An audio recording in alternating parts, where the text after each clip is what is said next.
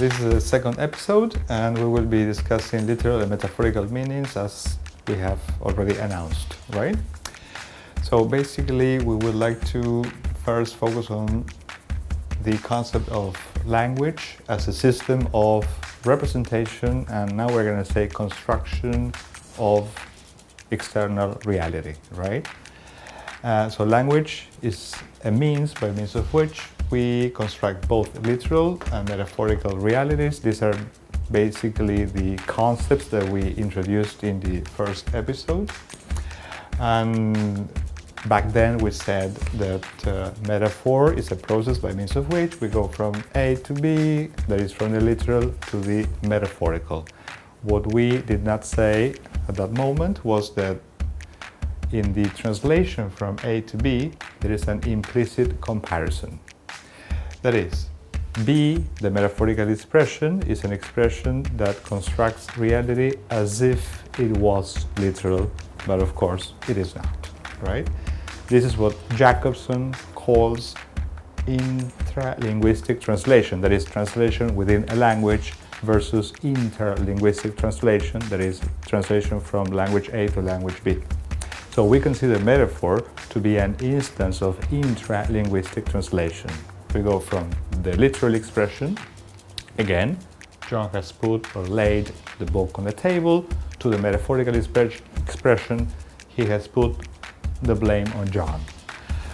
Whereby the blame is treated as if it was a book, and John is treated as if it was a table. Of course, that is not the case. Our next examples, we have basically reproduced the same expressions because they are ambiguous, and we want to illustrate the point that one expression in particular at times can have two different meanings, one literal, the other one metaphorical. That is the case with they have given him the sack, where the literal meaning would be they have received a paper bag, and they have given him the sack. Sorry, here what I meant was he has received a paper bag, and they have given him the sack, where the metaphorical meaning, the abstract meaning would be he has been fired, he has lost his job. In the following example, she has kicked the bucket, reproduced here in the metaphorical space. She has kicked the bucket. What we mean here is that she has literally kicked an object, a bucket. What we mean here is that she has kicked nothing, basically. She hasn't kicked a bucket, she has died. So the expression kick the bucket is abstract, and it means to cease to exist, right? So again, the literal becomes metaphorical by means of some sort of implicit comparison. Later we will see that there is a whole narrative behind the expression kick the bucket. That is something we will discuss in the near future. There is a narrative. As we will see, metaphors and narratives combine in interesting ways to construct meaning. Well, let us pass on to the next expression. She got or walked over the bridge, and she got over an illness, where here we're entailing a passage from one end to the other end of the bridge, where the river would be the river or lake would be the obstacle, right? And here we also get a passage from A to B, one end to the other end, where the illness would be the obstacle, and one end would be, okay, the state of being sick, and the other end, the target, would be a state of well-being.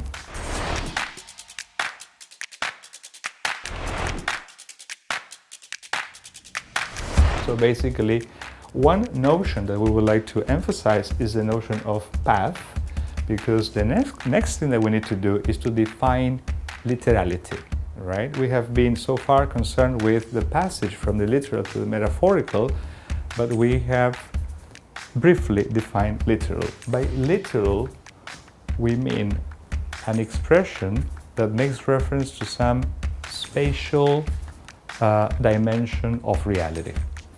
One such dimension is the path dimension. There are other dimensions. As we will see, there are containers and there are surfaces. I will give you some examples of that. For example, let's think of this room. This room is a container. It contains us, right? It's a container for people and for pieces of furniture, right? Now, our container, we are very familiarized with containers, are made up of surfaces: ceiling, wall, floor. So the other spatial dimension would be that of surface. So the world around us is made up of some spatial dimensions that we will call literal constructions, namely path, container, and surface. And we will use those spatial dimensions to construct metaphorical ones. That is something that we will discuss in the next episode in relation to up, but we can at least at this moment think of one very simple example. We can say that a book is in a bookcase, and we can say that John is in love.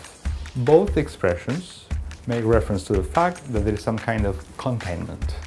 So the bookcase contains the book, and love is conceived of as a container. It is as if it was a container. The state then is a container, right? That is what we will discuss in future episodes.